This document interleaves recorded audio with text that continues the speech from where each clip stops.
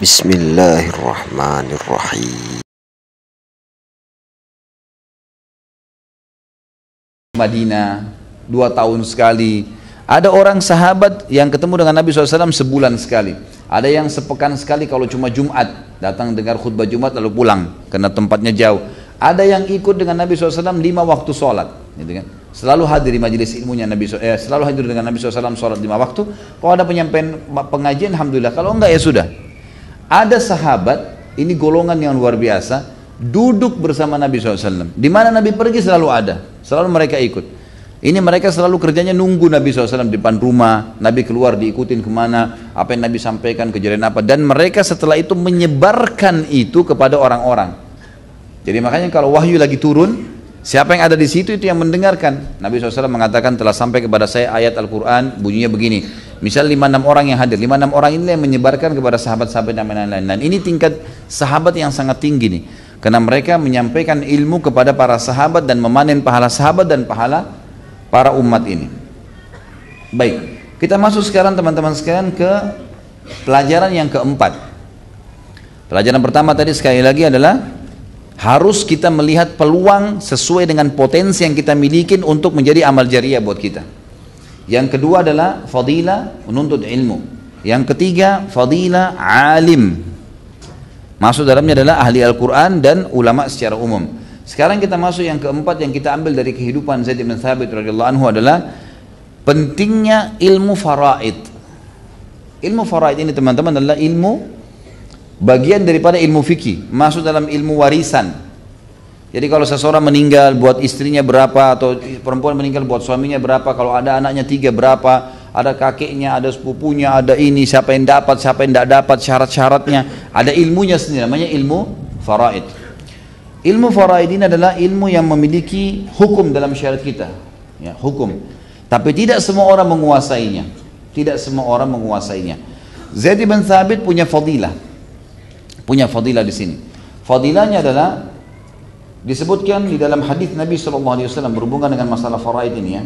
Ini kalau yang pegang buku bisa lihat halaman 97 sampai 98. Di situ ada disebutkan hadis Nabi SAW yang berbunyi, dan hadis ini diriwayatkan oleh Imam Bukhari dari Anas bin Malik radhiyallahu anhu di nomor hadis 4987. Kata Nabi SAW khusus ini ya. Kalau ilmu-ilmu lain masih ada sahabat yang mungkin 2 orang, 3 orang nguasain. Seperti ilmu fikih, ilmu tafsir, ilmu Quran, ilmu hadis banyak.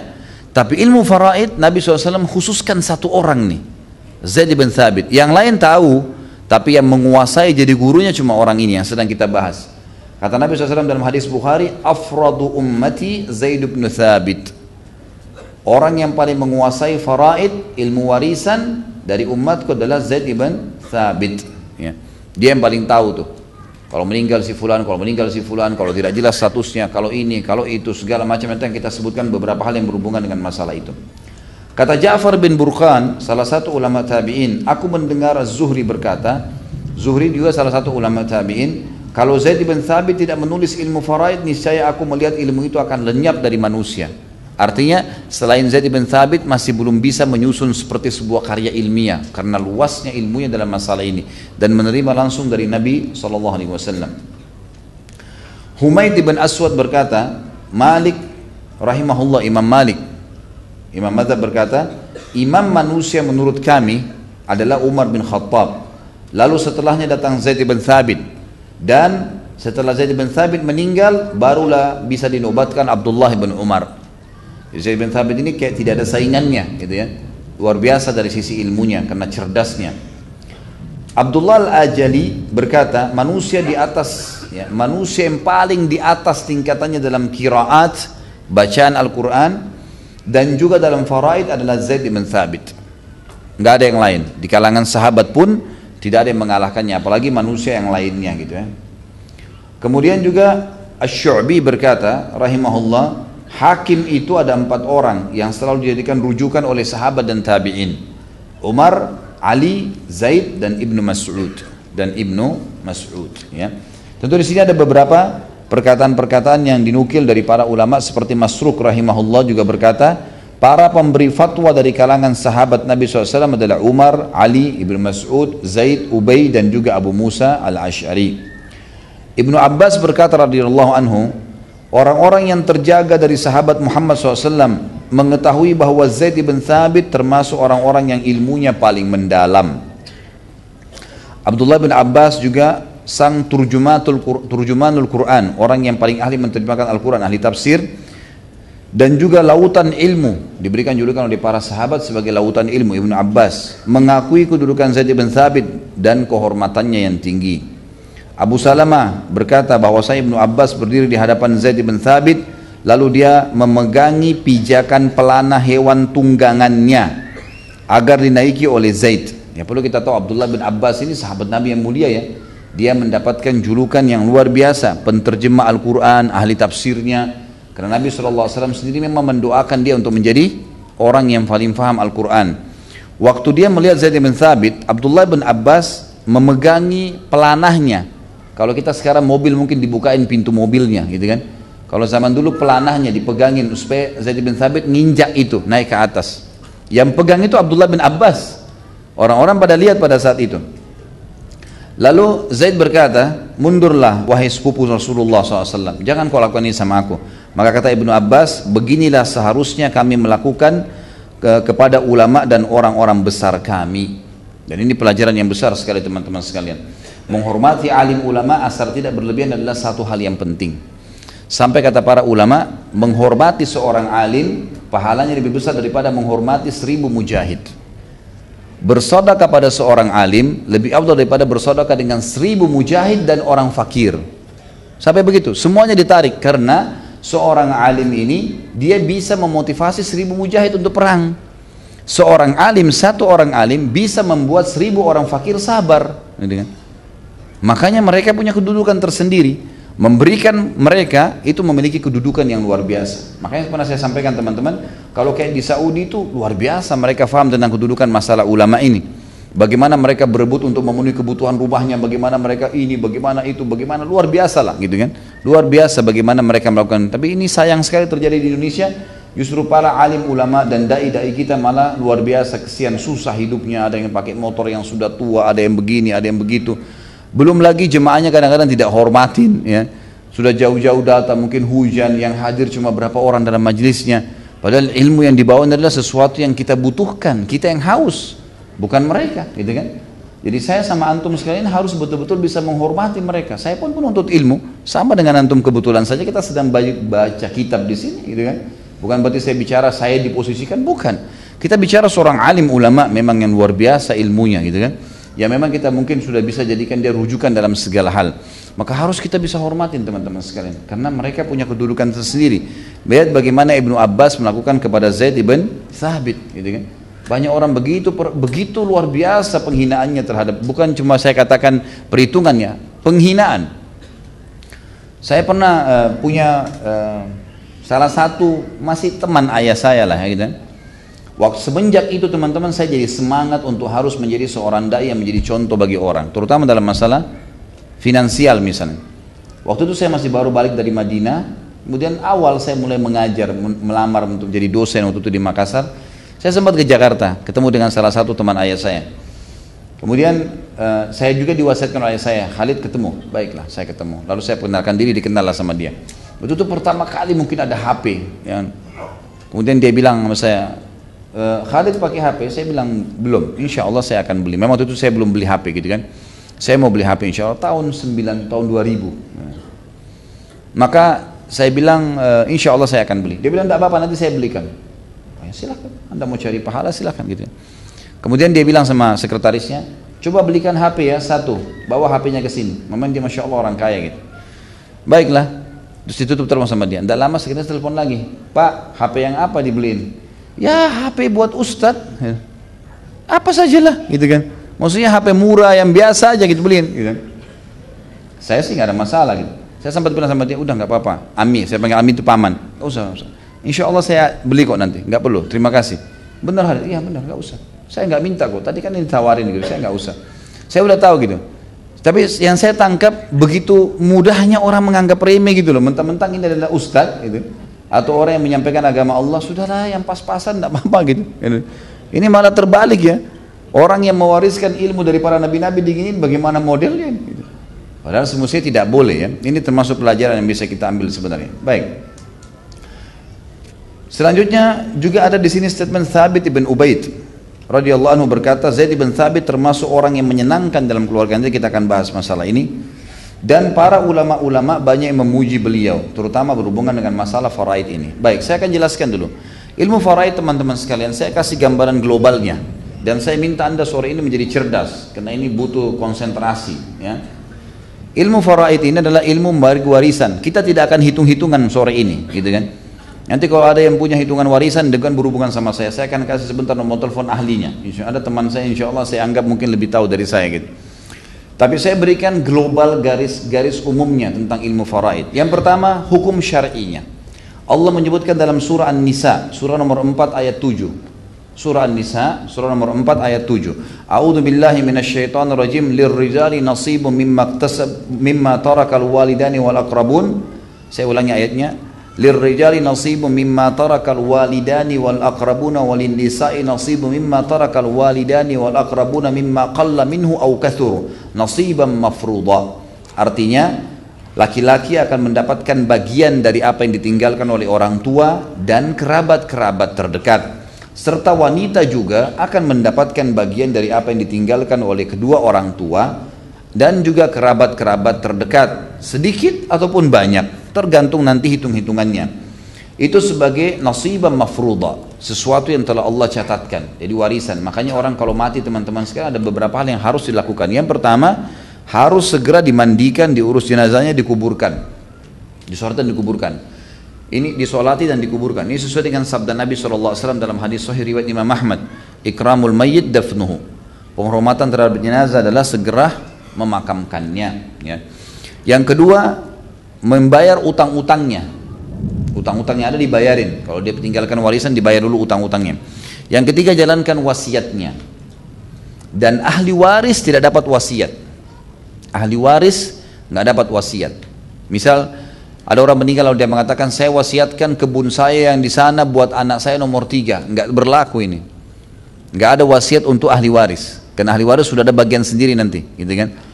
Wasiat hanya untuk umum. Misal saya bilang 10% dari seluruh harta yang saya tinggalkan saya wakafkan untuk muslimin, atau tanah di sini wakaf buat dia sendiri. Tidak ada untuk ahli waris di sini.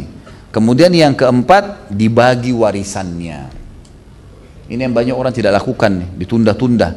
Ayah mereka mati, ibunya masih tinggal di situ, dibiarin. Jangan dibagi dulu, masih ada ibu. Salah ini. Bagi nggak boleh nggak? Walaupun ibunya masih tinggal di situ, tapi secara persentase bagian sudah tahu masing-masing. Oh, si anak laki-laki dapat 2, anak perempuan dapat 1, sudah saling tahu. Ibunya karena punya anak dapat 1/8. Ya udah, sudah tahu bagiannya kan? Jadi nanti kalaupun ibunya meninggal, berarti ibu rumah itu akan dibagi sesuai dengan hak masing-masing, dan hak ibu yang 1/8 dibagi lagi buat anak-anaknya. Mestinya begitu ya. Ini nggak boleh ditunda, karena ini kata Allah nasiban mafruḍa. Ini nasib, bagian yang harus sampai padanya, mafrud, yang diwajibkan. Dalil yang lain adalah surah An-Nisa ayat 11, surah nomor 4 ayat 11. A'udzu billahi minasyaitonir rajim, yusikumullahu fi auladikum lidzakari mithlu hadzil unthayain. Allah mewasiatkan pada kalian untuk warisan kalian, untuk anak-anak kalian, setiap laki-laki mendapatkan 2 bagian dari perempuan.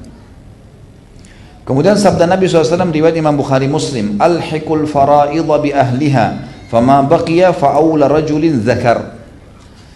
Segeralah berikan hak-hak faraid, hak warisan kepada pemilik-pemiliknya. Apapun yang tersisa nanti maka akan dikembalikan kepada laki-laki yang paling pantas untuk menerimanya. Nanti akan kita lihat yang paling kuat dalam warisan adalah anak dan ayah. Ya. Jadi kalau ada kelebihan warisan masuk kembali kepada mereka, disilakan dengan mendapatkan sisa. Juga sabda Nabi SAW riwayat Ibnu Majah dengan juga Imam Tirmidzi. Kata Nabi SAW, Inna Allah qad a'ta kulla dhi haqqin haqqahu fala wasiyata liwarith. Sesungguhnya Allah telah membagi-bagi hak masing-masing ahli waris, maka tidak ada wasiat untuk ahli waris. Tidak ada wasiat untuk ahli waris. Tadi saya sudah kasih contoh ya. Jadi anak, kita punya anak 5, masing-masing sudah punya bagian kok itu. Ada bagian-bagiannya. Kalau misalnya dari anak laki-laki itu ada 3 laki-laki 2 perempuan, maka perempuannya akan diberi bagiannya sepertiga, kemudian yang sisanya dikasih ke anak laki-laki. Tidak ada lagi wasiat. Tidak ada lagi wasiat. Nanti akan kita sebutkan beberapa hal yang berhubungan dengan masalah itu. Baik. Sekarang kita masuk ke, coba fahamin ilmu faraid. Seperti apa sih? Yang pertama dalam ilmu faraid adalah sababul irth. Sebab orang mendapatkan warisan. Apa sebabnya antum ini bisa dapat warisan? Yang pertama adalah nasab. Jalur nasab. Karena kita punya jalur nasab, jadi dapat warisan. Ini sesuai dengan firman Allah Subhanahu wa taala dalam surah An-Nisa, surah nomor 4 ayat 33. A'udzu billahi minasyaitonir rajim wa likullin ja'alna mawaliya mimma tarakal walidani wal aqrabun. Dan setiap orang kami jadikan wali-walinya, jalur nasabnya dari apa yang ditinggalkan oleh kedua orang tua dan kerabat. Ini dalilnya. Baik. Yang kedua, az-zawaj atau pernikahan. Pernikahan ini menjadi penyebab adanya warisan, walaupun tadinya tidak ada hubungan darah. Suami dari Indonesia misalnya, istrinya dari mana? Dari Eropa misalnya. Jauh sekali, tidak ada hubungan kerabat. Tapi dengan pernikahan maka ada hak waris. Ini sesuai dengan firman Allah Subhanahu wa taala surah An-Nisa surah nomor 4 ayatnya 12. A'udzu billahi minasyaitonir rajim walakum nisfu ma taraka azwajukum al-ayah. Dan kalian akan mendapatkan setengah dari apa yang ditinggalkan oleh pasangan kalian. Jadi memang ada ayat Al-Quran ya, kalau antum lihat ayat 12 ini dijelaskan itu. Kalau suami nikah, suami istri menikah, istrinya meninggal, tidak ada anak, suami dapat setengah. Setengah dari peninggalan istri, jadi haknya dia. Kalau punya anak, 1/4. Karena anak juga punya bagian. Kalau istri, kalau nggak punya anak, dapat 1/4.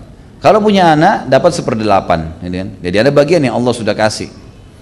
Kenapa perempuan lebih sedikit daripada laki-laki? Atau kita balik, kenapa laki-laki lebih banyak? Karena laki-laki itu hak wajib nafkah orang tuanya sampai balik. Hak wajib ya. Jadi kita semuanya laki-laki di sini yang hadir, kalau begitu sudah balik teman-teman tidak boleh lagi tuntut kepada ayahnya. Beliin saya ini, beliin saya ini, itu tidak ada. Kalau ayah mau silakan, kalau enggak ada kewajiban. Ada anak-anak kadang-kadang subhanallah sudah 17 tahun sudah balik tinggalin rumah gara-gara ayahnya nggak mau beliin motor. Ini durhaka ini. Nggak ada urusannya, nggak ada kewajiban ayah beliin itu. Bukan cuma itu ya, tidak ada kewajiban nafkah. Makan minum udah nggak ada kewajiban dari ayah itu. Sunnah sudah hukumnya. Beda anak perempuan sampai menikah. Selama anak perempuan belum menikah, gadis tua pun wajib ayahnya biayai. Jadi anak laki-laki itu memang dia dianggap kalau sudah balik sudah harus berusaha bekerja. Makanya warisannya dapat 2. Tambah dia kalau sudah menikah, dia wajib membiayai istrinya. Perempuan sebelum nikah ayahnya, sesudah nikah suaminya. Jadi cuma serah tangan saja. Sebelum nikah ayahnya yang biayai, sesudah menikah suaminya yang biayai. Dan diwajibkan oleh Allah. Diwajibkan oleh Allah. Makanya bagian perempuan 1. Gitu kan? Dan ini tidak boleh teman-teman sekalian. Tidak boleh dibagi dengan cara diratakan. Tidak bisa. Haram hukumnya. Allah mengatakan lidzakari mithlu hadzil unthayain, tidak boleh diubah. Laki-laki mendapatkan 2 porsi dari perempuan. Kalau misalnya sudah dibagi warisan tersebut, kemudian pada saat sudah dibagi teman-teman sekalian, ada saudara laki-laki mau berbagi sama adiknya perempuan, dia mau kasih haknya dia, silahkan. Hati-hati akhwat kita di belakang sana, tidak boleh menuntut sama dengan saudara laki-laki. Haram hukumnya, nggak boleh. Kadang-kadang subhanallah ada orang begitu ya, karena yang tua-tua ini semua misalnya 6 orang bersaudara, 4 orang perempuan, semua kena dianggap kakak, tinggal 2 orang anak laki-laki yang muda, yang bungsu, walaupun sudah berumah tangga dianggap oh adik nggak apa-apa, udah dibagi rata aja, terima nggak terima terserah, ini nggak boleh. Bahkan saya dapat kasus pernah ada kalau nggak salah di daerah Surabaya, itu semoga Allah kasih hidayah supaya bisa dibagi semau mereka. Mereka nggak masuk ke pengadilan agama, mereka masuk ke pengadilan negeri. Jadi ngikut peraturan bukan Islam, gitu kan? Ini haram, itu uang haram diambil, tidak boleh, haram hukumnya. Yang ketiga, yang menyebabkan dapat warisan adalah al-wala namanya. Sebagaimana sabda Nabi SAW dalam hadis Bukhari Muslim, al-wala liman a'taq. Al-wala itu teman-teman sekalian adalah seperti saya pernah kasih contoh, saya pernah jelaskan di hukum Salim Maula Abi Hudzaifah. Kan beliau budak ya. Maka hukumnya adalah kalau dia, maaf bukan Salim. Salim ini dia dulu dijadikan kayak anak angkat ya. Hukum maulanya adalah budak. Seperti kasus Zaid bin Thabit misalnya, budak Nabi SAW. Zaid bin Thabit ini misalnya, Zaid bin Haritha, Zaid bin Haritha, tokoh kita Zaid bin Thabit. Zaid bin Haritha ini adalah maula Nabi SAW. Karena Zaid bin Haritha dibebaskan oleh Nabi SAW. Jadi kalau ada terjadi peperangan kaum muslimin lawan orang kafir dan kita menang dalam peperangan tersebut, maka semua yang dipasukan kan jadi budak ya. Nah ini namanya hamba sahaya. Kita bisa perjualbelikan. Nah hukumnya ada di sini. Hukum yang paling mulia adalah kalau antum bebasin tuh budak-budak. Jadi kan kedekatan sama Allah dengan cara mengatakan saya bebaskan kamu. Udah pahala. Makanya Allah mengatakan fakku raqabah. Bebaskan budak. Fatahriru raqabah. Bebasin budak, gitu kan? Kita disuruh bebasin, itu ibadah. Dan waktu saya bahas tentang Zubair bin Awam, Utsman bin Affan, mereka menjadikan jadwal rutin setiap hari membebaskan 36 budak, 50 budak, besok tergantung dananya ada berapa gitu. Jadi itu memang ibadah. Yang kedua, bisa pembebasan budak ini dengan, jadi kalau yang pertama tadi kalau kita bilang saya bebaskan kamu karena Allah. Di sini ada namanya hukum maula. Jadi karena saya bebasin si A misalnya yang budak saya bebasin, kamu bebas karena Allah. Dikatakan A maula Khalid.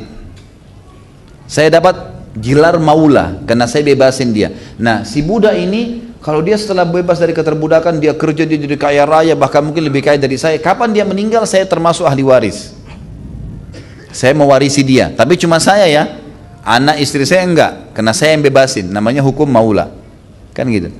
Masuk juga dalam masalah maula adalah orang anak kecil. Waktu kita jelasin hukum Salim Maula Abi Hudzaifah, anak yang antum temukan tidak jelas siapa orang tuanya ya.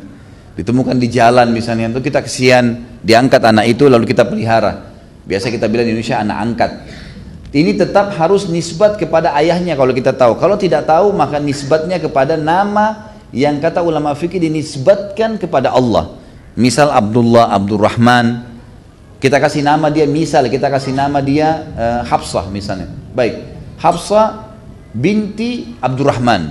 Abdurrahman ini nggak ada orangnya, karena nggak jelas gitu kan, dinisbatkan kepada Allah. Seperti itulah sekarang pemerintahan Saudi berpegang pada itu dan dibuat lembaga-lembaga khusus berhubungan dengan masalah itu.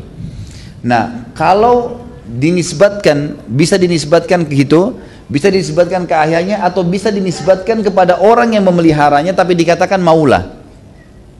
Misal anak itu namanya Hafsah, yang angkat dia, pelihara dia misalnya namanya Ahmad, maka dikatakan Hafsah maula Ahmad. Seperti itulah. Jadi ada hukum maula juga sini, sama dengan Salim maula Abi Hudzaifah. Salim maula Abi Hudzaifah. Ini juga ada hukum maula namanya. Ini juga menjadi warisan, menjadi penyebab warisan. Baik. Kemudian kita masuk yang kedua adalah mawani'ul irth. Apa saja yang membuat warisan tidak didapat, penghalang warisan. Yang pertama kekafiran, kufur, murtad, atau memang dasarnya kafir. Orang tuanya muslim, anaknya kafir, nggak dapat warisan. Sebagaimana hadis Bukhari Muslim, kata Nabi SAW, la yarithul kafirul muslima walal muslimul kafira. Orang tidak akan mungkin orang kafir mewarisi orang muslim, dan tidak mungkin muslim mewarisi orang kafir. Udah, kufur ini memutus. Ada orang tua punya anak laki-laki, anaknya masuk Islam, orang tuanya nggak mau masuk Islam, orang tuanya mati, anaknya nggak dapat warisan. Sama kalau kita balik, gitu kan? Orang tuanya muslim, anaknya murtad, nggak dapat warisan. Yang kedua, al-qatl, pembunuhan. Sebagaimana sabda Nabi SAW di dalam hadis yang diriwayatkan oleh Ibnu Abdul Bar, laisa lil qatili min tarikatil maqtulu syai'. Tidak ada hak bagi pembunuh dari apa yang ditinggalkan oleh orang yang terbunuh. Misal contoh, kan ada dalam warisan saudara mewarisi saudaranya, ya. Tapi ternyata si adik memukul kakaknya mati. Di sini yang membunuh tidak punya hak waris. Ya, dia membunuh walaupun dia tadinya masuk dalam kategori ahli waris. Di dalam hadis yang lain diriwayatkan oleh Darul Qutni dan Baihaqi, kata Nabi SAW, "Laisa lil qatil minal mirathi syai'." Tidak ada hak warisan bagi pembunuh. Tentu di sini dimaksud teman-teman sekalian orang yang dia bunuh, ya. Orang yang dia bunuh, kalau ada hubungan kerabat sama dia, maka dia nggak dapat warisan. Bukan masuk dalam sini misal ada seseorang A membunuh si B, B nggak ada urusannya, nggak ada kerabatnya dia. Nggak ada hubungan kerabat kan, ini kan hukumnya kalau terbukti si A memang membunuh secara jelas, maka dia dikisos kan gitu. Tapi kalau dia misal membunuh si B, lalu ada negosiasi sama walinya si B, bisa dipenggal dia, dihukum dia, atau dinegosiasi membayar dia namanya denda. Misal kerabatnya si B bilang, udah bayar aja 100 juta, nggak usah dipenggal, nggak usah dikisos, udah dia bayar sama dia. Terus si pembunuh ini ayahnya mati, tetap dapat warisan dia. Karena di sini yang dia bunuh bukan orang yang berhubungan sama warisannya. Paham ya? Jadi jangan sampai antum salah paham menganggap orang yang mati, orang yang membunuh berarti dari orang tuanya nggak dapat warisan, padahal yang dia bunuh orang lain, bukan.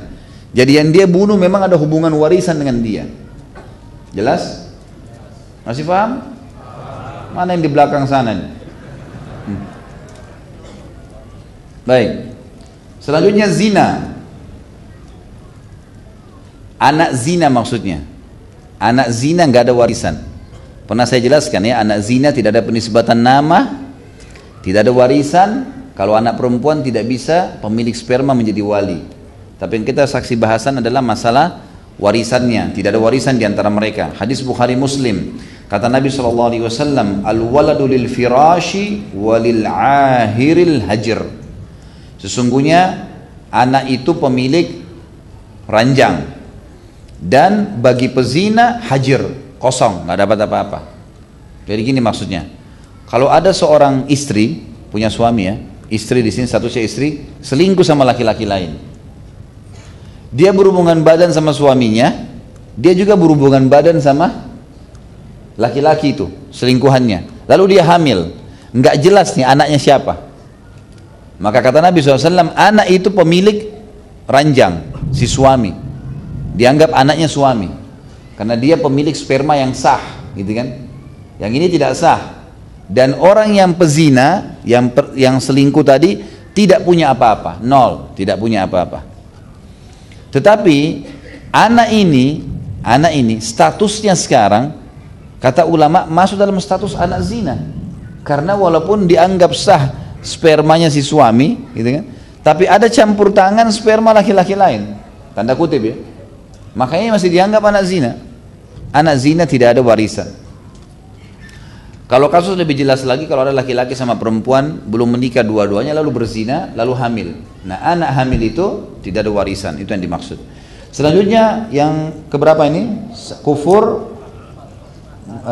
membunuh, zina, dan yang keempat li'an. Li'an itu saling melaknat.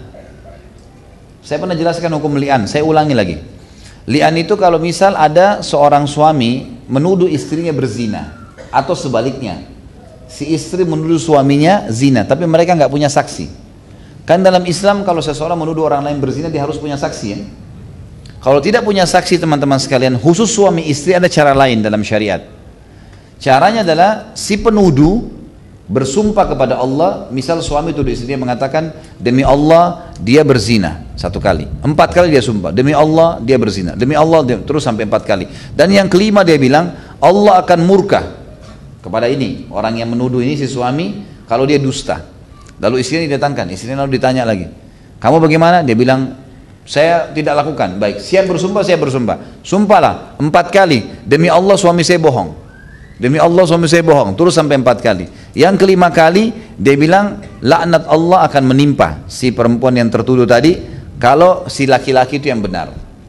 Ini namanya li'an, hukum saling melaknat. Ini ada dalam Islam, jadi tidak ada sumpah pocong ya. Ya. Indonesia kan ada sumpah pocong, pakaian kain kafan, baca surah Yasin, ini nggak ada syariatnya sama sekali. Tapi yang ini ada, namanya hukum li'an. Nah, kalau orang sudah saling li'an begini, ini salah satu dalam bab cerai, namanya cerai abadi. Ya, kan tolak itu cerai ada dua ya, ada tolak raj'i, cerai yang bisa kembali, ada tolak bayyin, cerai yang tidak bisa kembali. Tetapi bayin pun dibagi dua, ada bayin yang masih bisa kembali tapi dengan syarat, ada bayin tidak bisa kembali sama sekali. Jadi kalau misal gini, seseorang muslim, dia berkata pada istri dalam kondisi dia tidak suka sama istrinya atau apa, dia mengatakan saya ceraikan kamu. Baik, terjadi cerai satu, masih bisa kembali? Masih bisa, karena namanya tolak raj'i. Raj'i masih bisa kembali. Kalau dalam 3 kali masa haid perempuan tersebut, ya, si laki-laki ini merujuk suaminya, merujuk istrinya, atau istrinya meminta maaf dan suaminya setuju, walaupun mereka cuma tiba-tiba baikan, mereka kumpul, apalagi sampai hubungan badan, walaupun tidak nikah lagi selama masa dalam iddah 3 bulan masa haid, maka itu sah. Kalau lewat dari 3 kali masa haid, maka hukumnya, ya, kalau lewat 3 kali masa haid, hukumnya itu harus nikah baru, harus nikah baru lagi, seperti awal, ada wali perempuan, ada mahar dan seterusnya. Terus kemudian berjalan 3 bulan, dia ceraikan lagi istrinya misalnya, cerai yang kedua, masih namanya tolak raj'i. Kalau sudah cerai yang ketiga, sudah 3 kali dia katakan saya ceraikan kamu, maka namanya tolak bayyin, tolak yang cerai sudah tidak bisa kembali, kecuali ada tadi 2 macam tolak bayyin, ada yang pakai syarat, ada yang tidak ada syarat. Yang tidak ada syarat ini selamanya. Yang ada syarat adalah kalau perempuan itu nikah sama laki-laki lain, pernikahan sah, kemudian terjadi perceraian juga sah, baru terbuka variabel untuk kembali dengan mantan suami yang pertama. Bukan direkayasa, karena kalau direkayasa pernikahan kedua ini hukumnya lain lagi. Ya. Ini haram, dilaknat oleh Nabi SAW. Nggak boleh, gitu kan? Nggak boleh, ini lain lagi bahasanya tentunya. Baik, ada tolak yang kedua bayyin. Tolak bayyin yang kedua ini tolak abadi. Perceraian abadi, yaitu kalau sudah saling laknat, kayak tadi saling tuduh. Pernah terjadi di zaman Nabi SAW, seorang laki-laki menuduh istrinya, lalu dia bilang, ya, istri saya selingkuh ya Rasulullah. Kata Nabi SAW, apa kau sudah pastikan? Iya. Panggil istrinya, suamimu tuduh. Dia bilang tidak. Kata Nabi SAW, baiklah, siap bersumpah? Siap bersumpah. Kata Nabi SAW, hati-hati, hukuman akhirat lebih berat, mengaku lebih baik, tetap bertahan. Si suami tetap nuduh, si istri tetap bertahan. Maka si suami bersumpah 4 kali kalau istrinya betul-betul selingkuh, yang kelima kali Allah akan murka sama dia. Kemudian si istri juga begitu, dibalik, dia bersumpah kalau 4 kali suaminya itu selalu laknat Allah datang kepada dia. Setelah itu Nabi SAW memisahkan mereka selamanya, nggak bisa lagi kembali nih. Abadi, namanya li'an. Makanya warisan pun habis. Jelas ya, ini hanya terjadi pada suami istri. Baik, selanjutnya yang keberapa? Yang kelima. Yang pertama kan kekafiran, yang kedua pembunuhan, yang ketiga anak zina, yang keempat saling laknat, yang kelima adalah janin mayyit bahasa Arabnya. Maksudnya janin yang mati sebelum bersuara, atau anak bayi mati. Anak bayi nggak ada warisan kan? Apa yang mau diwariskan gitu? Dia mati sebelum punya penghasilan, gitu kan? Dan tidak ada sesuatu yang bisa diwarisi. Itu juga masuk dalam mawani irth namanya. Baik, kita masuk ke poin yang ketiga. Jadi poin yang pertama masalah warisan tadi adalah sebab mendapatkan warisan. Poin yang kedua penghalang-penghalang warisan. Poin yang ketiga syarat-syarat mendapatkan warisan. Syarat-syarat mendapatkan warisan. Kalau yang pertama tadi sebab mendapatkan warisan kan lain. Ini syarat sekarang. Antum sudah masuk dalam kategori penerima warisan. Tapi ada syarat-syaratnya. Yang pertama adalah syaratnya tidak boleh ada penghalang yang 5 tadi yang sudah kita sebutkan. Tidak boleh ada penghalang, salah satu dari 5 penghalang tadi. Yang kedua, syaratnya supaya warisan bisa dibagi, dipastikan kalau yang pemilik harta sudah mati, pasti mati. Misal contoh, ada seorang laki-laki pergi berlayar, berjihad, kan gitu. Tidak tahu dia kembali kapan, putus kontak. Istrinya, anaknya nunggu. Setahun kah, berapa bulan kah, nggak jelas. Ini orang hidup atau mati nih. Maka ini selama belum dipastikan kematiannya nggak boleh dibagi warisannya. Ada satu keadaan sebagian ulama mengatakan fikih, kalau sudah jelas-jelas dihubungi, dicari tidak bisa dan sudah melampaui batas 4 tahun. Kalau sudah masuk 4 tahun, maka dianggap orang itu sudah hilang. Ngerti kan? Allahu a'lam. Ini yang disebutkan. Kemudian yang ketiga, yang menerima warisan masih hidup. Kalau tadi kan pemberi warisan pasti mati. Jelas? Ini yang sudah makan siang tadi faham nih. Kalau yang belum makan Allahu a'lam.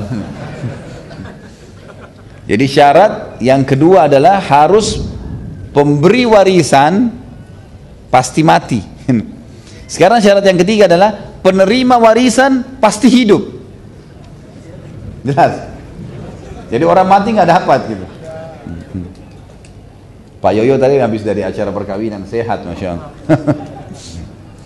Baik, selanjutnya kita masuk ke poin keempat. Itu tadi syarat ya, sudah selesai. Sekarang poin keempat adalah para penerima warisan. Siapa saja penerima warisan itu? Yang pertama adalah suami istri. Penerima warisan pasti suami dan istri ya. Yang kedua maula. Tadi sudah kita jelaskan di sebab penerima warisan. Sekarang yang pasti menerima warisan ya, ahli warisan itu sendiri. Maula. Yang ketiga kerabat. Dan kerabat ini terdiri dari, kalau yang mau tulis ya, kerabat ini terdiri dari yang pertama ayah, ibu, kakek, nenek. Itu yang pertama. Ini yang dihitung kerabat. Jadi jalur langsung ke atas kita. Ayah, kakek, ibu, nenek gitu. Kalau mau digambarkan begitu ya. Jadi jalur langsung ke atas. Itu dihitung kerabat yang paling pantas. Kerabat yang kedua adalah anak laki-laki, anak perempuan dan cucu. Laki-laki dan perempuan. Jadi jalur langsung ke bawah. Kan gitu. Jalur langsung ke bawah.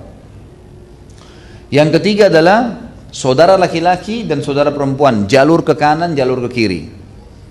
Saudara laki-laki dan saudara perempuan.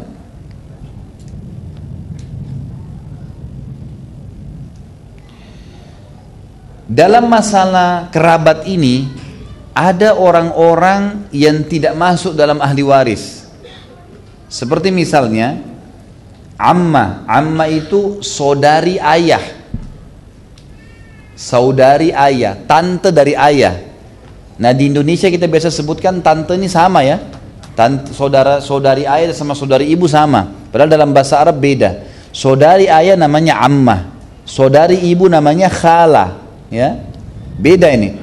Nah kalau ammah ini sama khala, dua-duanya ya, saudari ayah dan saudari ibu tidak dapat warisan. Masya Allah.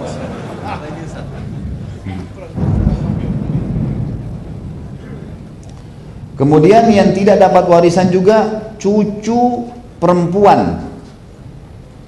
Ya. Cucu perempuan. Maksudnya di sini lebih tepatnya begini. Cucu perempuan dari anak perempuan. Gitu. Tulis begitu ya. Cucu perempuan dari anak perempuan. Maksudnya si A mati, ada anaknya perempuan. Si Ahmad mati namanya Aisyah. Anaknya dia Aisyah. Aisyah punya anak lagi Hafsah. Nah, si Hafsah itu tidak dapat warisannya si Ahmad, cucu perempuannya dari anak perempuan ya. Ini rincian para ulama fikih ya. Kemudian juga yang tidak dapat dari kerabat adalah keturunan saudara laki-laki dan saudara perempuan, keponakan aja ditulis. Keponakan tidak dapat warisan, nggak ada hubungannya sama mayit. Tapi orang tua mereka, saudara kita, yang itu dapat warisan. Tapi anak saudara nggak dapat warisan.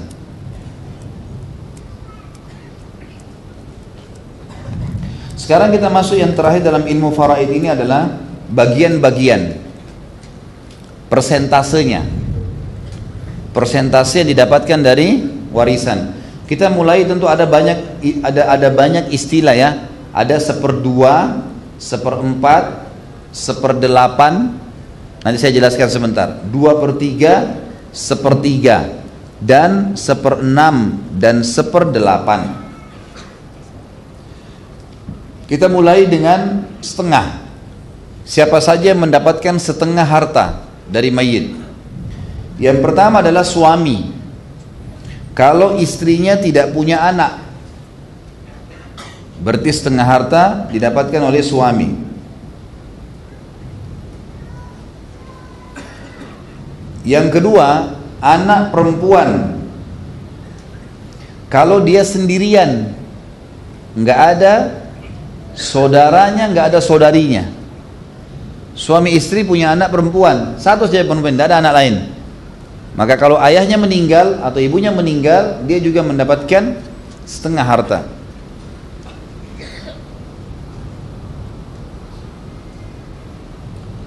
Kemudian selanjutnya adalah cucu. Cucu akan mendapatkan setengah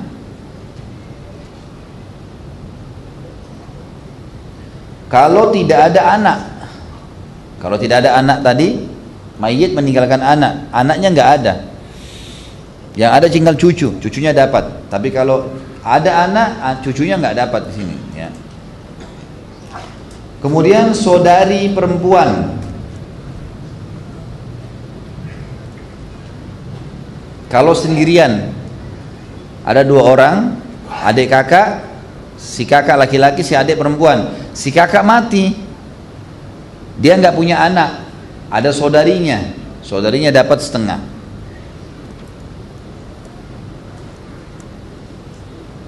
Kita masuk sekarang 1/4, bagian dari yang dibagi, 1/4 harta. Yang pertama adalah suami. Kalau istrinya punya anak, laki-laki atau perempuan. Yang kedua, istri. Bila suaminya tidak meninggalkan anak.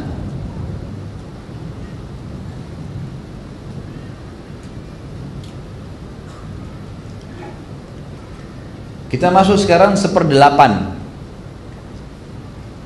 Saya memang sebenarnya 1/4 ini masuk 1/3 ya, tapi kita masuk langsung ke 1/8 dulu karena 1/8 adalah hubungannya sama dengan, hampir sama dengan 1/4. 1/8 cuma satu orang saja, yaitu istri kalau suaminya punya anak. Tadi 1/4 kalau istri suaminya meninggal tidak punya anak, 1/4 ya. Istri kita akan dapat 1/4 kalau kita meninggal kita nggak punya anak. Tapi kalau kita punya anak, maka dia dapat 1/8 si istri. Selanjutnya 2/3. 2/3 dari harta. Lebih banyak lagi bagian. Ini adalah 2 orang bersaudara perempuan, 2 saudari perempuan, atau lebih. Seseorang si A meninggal, dia punya 2 saudari perempuan, atau dia punya 2 ke atas, 3, 4, 5 saudari perempuan semuanya. Pokoknya 2 ke atas ya, saudari perempuan. Itu kalau tidak ada anak laki-laki ataupun anak perempuan, atau tidak ada cucu laki-laki atau cucu perempuan. Jadi misalnya si mayit ini meninggal, dia nggak punya anak, dia juga nggak punya cucu, tapi ada saudari perempuan semua, maka dapat di sini 2/3 dari harta. Banyak bagiannya ini. Tapi karena jumlah mereka banyak dan syaratnya tidak ada anaknya si mayit.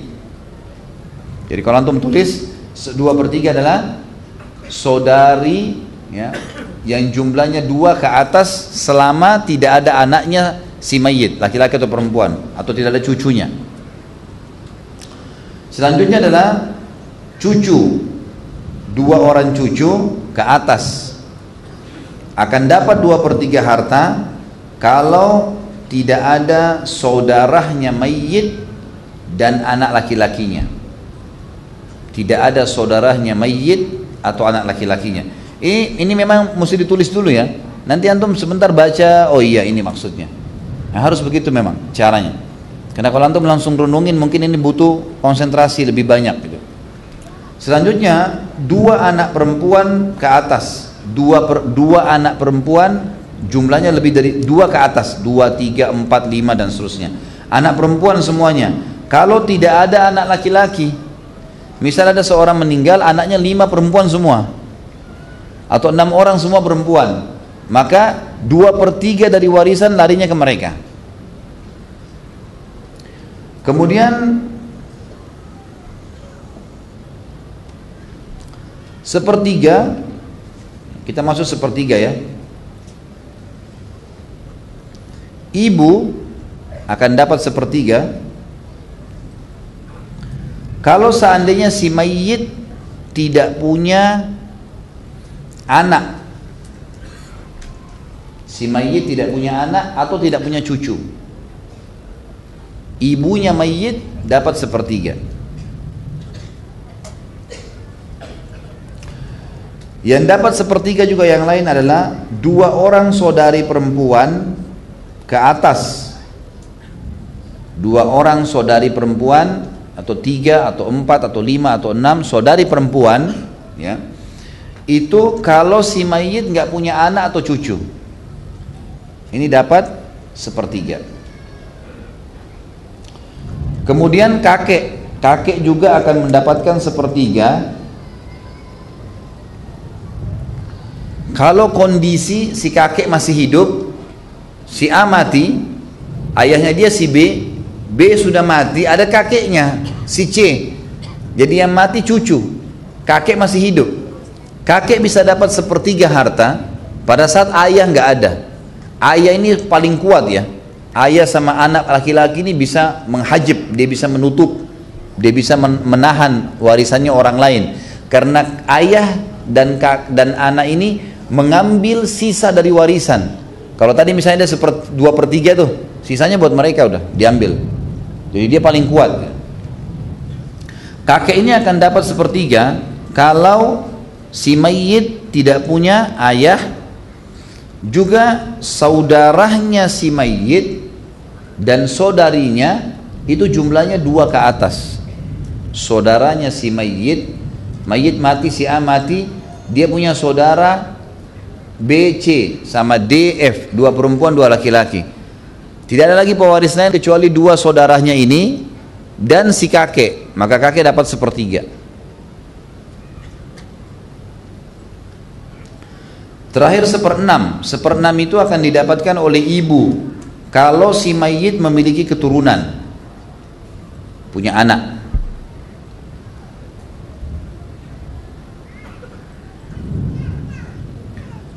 Terus yang selanjutnya yang dapat 1/6 cuma 2 ya, si ibu kalau si mayit gak punya anak, dan nenek kalau tidak ada si ibu. Kalau ibu ada, ibu nutupin si nenek, nenek gak dapat. Selama ibunya masih hidup, neneknya gak dapat. Tapi kalau ibunya sudah mati duluan, neneknya masih hidup, neneknya dapat warisan. Seperti itulah. Bagi teman-teman yang punya masalah dengan warisan, saya sarankan kembali ke salah satu teman saya, Ustadz Nizar Jabal. Tulis nomor HP beliau 08788. Tidak ada siaran ulang ya, 365 1173. Dari tadi saya bilang latih kecerdasan dan cepat hafal. Saya mau tes coba, nggak bisa sekali lagi. Ustadz Nizar Jabal, bagaimana? Toleransi? Oke lah. Suara jumhur lebih banyak. Nggak diulang lagi, sekali aja ya.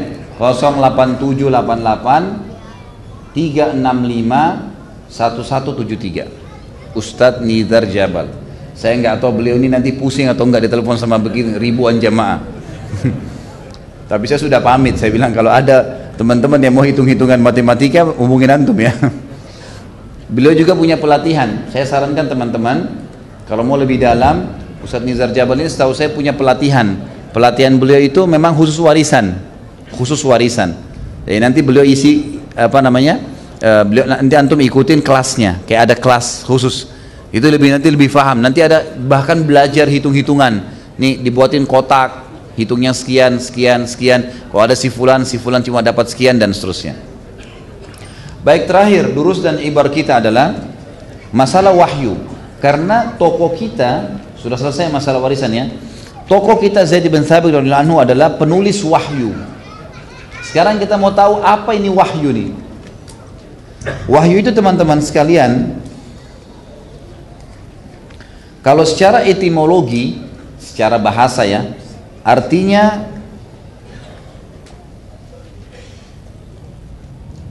tulisan, informasi, hafalan, masuk semua maknanya. Tulisan, informasi, hafalan, itu semua masuk dalam makna wahyu. Dan secara etimologi ini banyak maknanya ya, banyak maknanya. Bisa dia masuk sesuatu yang disampaikan atau dituliskan ya, kepada siapa saja. Seperti misal Allah subhanahu wa ta'ala menyebutkan tentang Allah memberikan wahyu kepada ibunya Musa ya. Contoh misalnya kita lihat surah Al-Qasas ayat 7. A'udzu billahi minasyaitonir rajim wa auhayna ila ummi Musa an ardi'i fa idza khifti 'alaihi fa'alqihi fil yammi fala takhafi wa la tahzani inna radduhu ilaiki wa ja'iluhu minal mursalin. Dan kami mewahyukan kepada ibunya Musa agar dia tetap menyusui Musa itu. Kalau dia rasa takut, maka dia boleh meletakkannya dalam sebuah kotak yang dia alirkan di sungai ya. Maksudnya di sungai Nil. Dan tidak perlu dia takut dan tidak perlu dia sedih. Kami pasti akan mengembalikan Musa itu kepadanya dan kami jadikan dia sebagai orang-orang yang diutus. Ini secara bahasa sebenarnya ya. Karena wahyu yang disampaikan, definisi secara terminologinya adalah sesuatu yang disampaikan oleh Allah atau diilhamkan oleh Allah kepada para nabinya melalui Jibril alaihissalam, yang akan menjadi syariat yang diinginkan olehnya. Jadi sesuatu, kalau wahyu itu terminologi yang diwahyukan oleh Allah atau diilhamkan oleh Allah kepada nabinya, para nabi-nabinya dari Nabi Adam AS sampai Nabi Muhammad AS, yang dibawa oleh Jibril alaihissalam, yang akan menjadi syariatnya. Seperti itulah wahyu ya. Baik, tinggal teman-teman sekalian, bagaimana cara Nabi Muhammad SAW menerima wahyu? Paling tidak kalau saya simpulkan ada 3. Yang pertama, ru'ya shadiqah. Nabi SAW mimpi diperlihatkan sesuatu. Maka ini seperti perkataan Aisyah radhiyallahu anha di dalam hadis Bukhari. Kata Aisyah, awwalu ma budi'a bihi Rasulullah SAW minal wahyi ar-ru'ya as-salihah fin naum. Wahyu yang paling pertama datang kepada Nabi SAW adalah mimpi yang benar dari Allah. Ini ada bahasa sendiri tentunya ya. Saya melihat waktu kayaknya tidak cukup semua kalau saya jelaskan. Yang jelas mimpi ada 2 macam, ada ru'ya shadiqah, ada hilm. Ru'ya shadiqah teman-teman adalah mimpi yang benar. Antum pun bisa mimpi ini. Namanya ru'ya shadiqah. Tapi beda dengan mimpinya para nabi. Kalau mimpi nabi pasti semuanya benar. Kalau mimpi kita bisa benar bisa tidak. Kalau benar namanya ru'ya shadiqah, kalau tidak benar namanya hilm. Ru'ya shadiqah dari Allah, hilm dari syaitan. Kalau manusia, kalau nabi semua mimpinya benar. Seperti contoh Nabi Ibrahim waktu mimpi lihat Ismail disembelih, langsung kan dijalankan sama dia, karena dia tahu itu benar. Mimpi nabi-nabi pasti benar. Nabi Muhammad SAW juga begitu.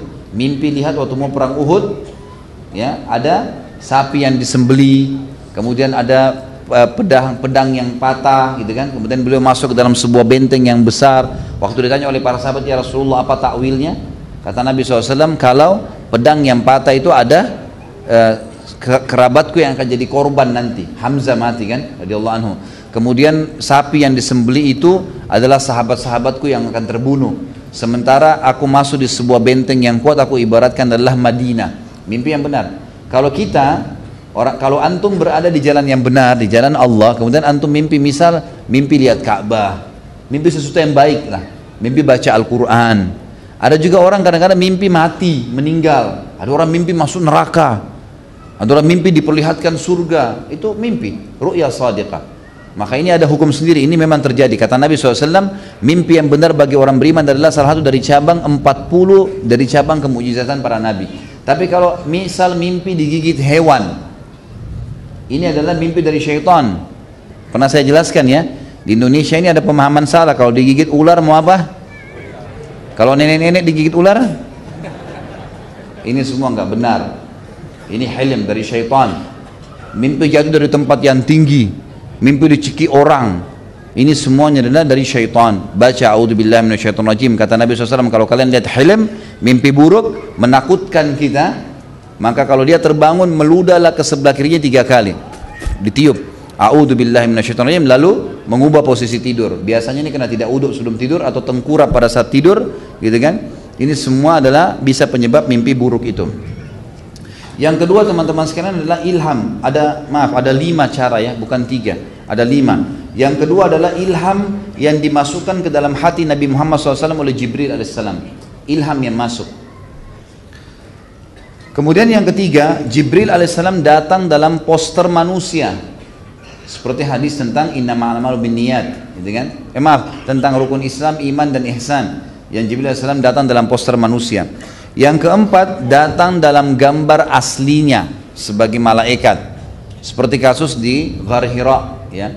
Pertama terima Iqra bismi rabbikal ladzi khalaq.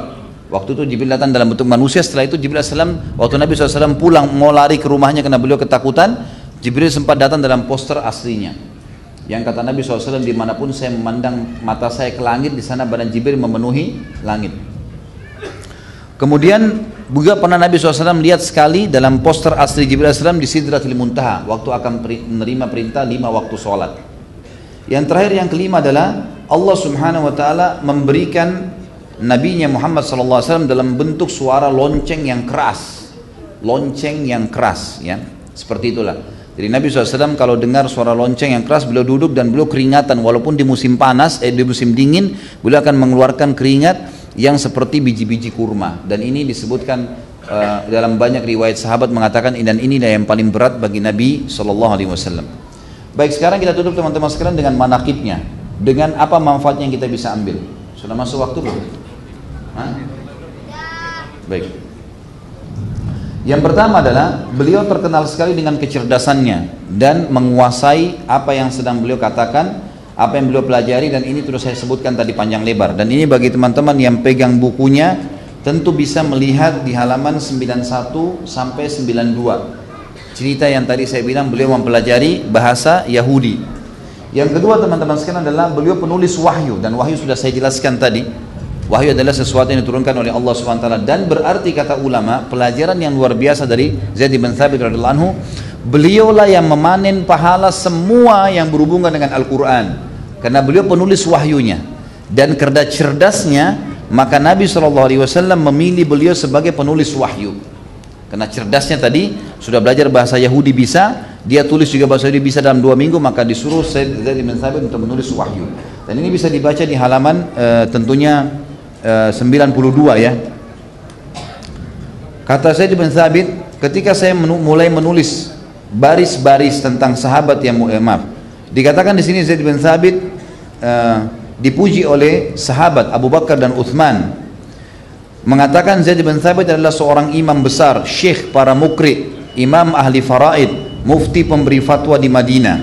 Jika Umar menunaikan ibadah haji, dia menjadikannya sebagai pengganti dan yang mengurus Madinah.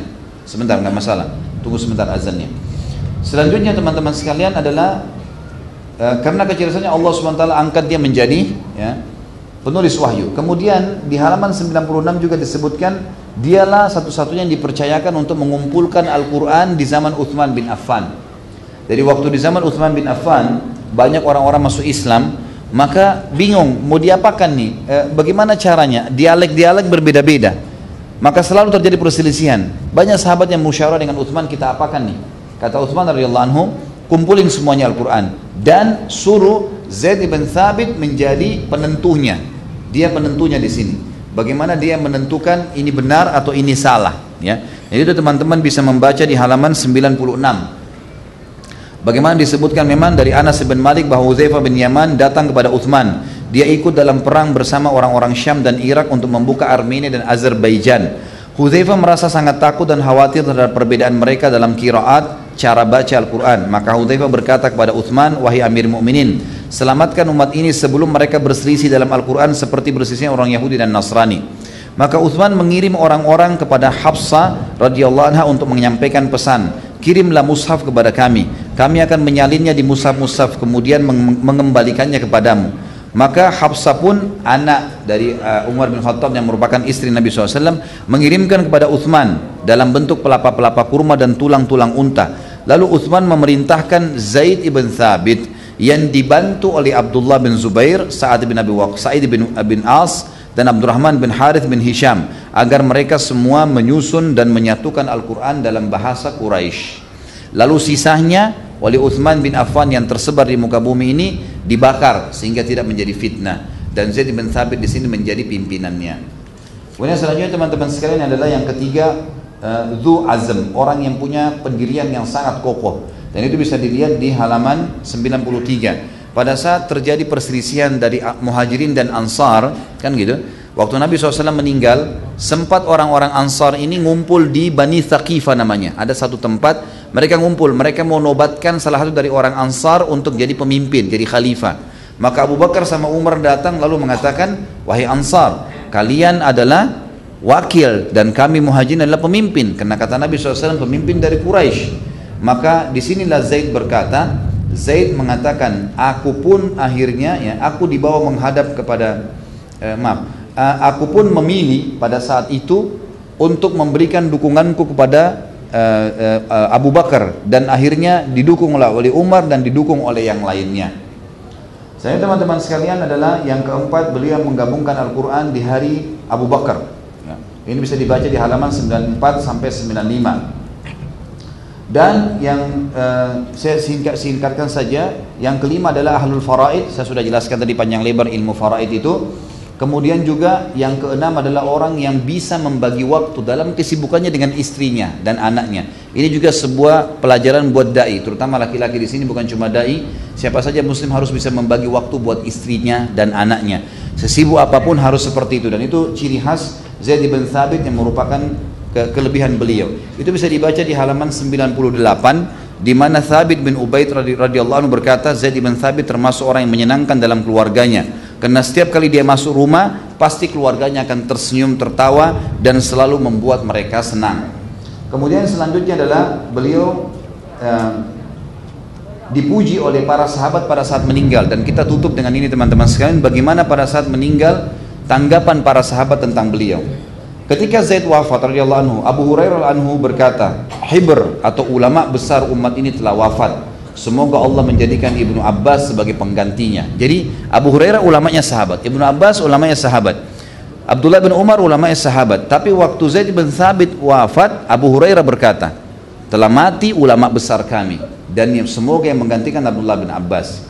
Sebagai penutup perkataan Ammar bin Abi Ammar rahimahullah, ia berkata, manakala Zaid bin Thabit wafat, kami duduk di sekitar Ibnu Abbas di bawah naungan sebuah rumah. Waktu jenazahnya sudah dikuburkan, maka datanglah kami duduk di sebelahnya Ibnu Abbas. Lalu dia berkata, beginilah ilmu pergi.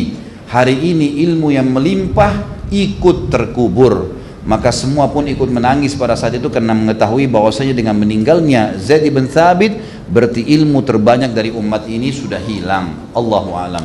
Ini yang kita bisa ambil teman-teman dari pelajaran tokoh kita ini, dan insya Allah kita akan ketemu di pertemuan akan datang dengan Anas bin Malik, sahabat Nabi yang lain yang akan kita bahas, dan kita akan lebih banyak membahas tentang kedudukan beliau sebagai pembantu Nabi Muhammad SAW.